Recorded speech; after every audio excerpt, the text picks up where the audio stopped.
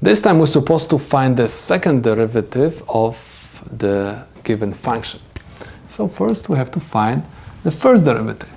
So the first derivative, y prime, is equal constant 2 times the exponent 3x, and I have 3 minus 1 is 2.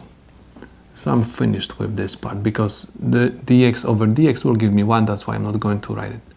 Minus 7 times 2, and I have x.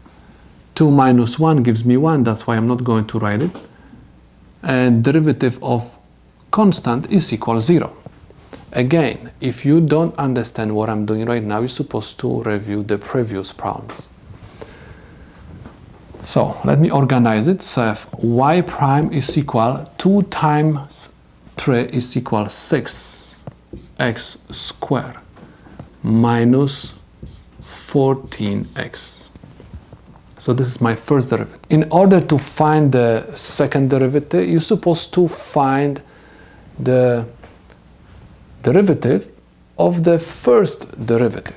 So we're supposed to write that the second derivative is equal, again, constant 6 times the exponent 2x. 2 minus 1 gives me 1. I'm not going to write it.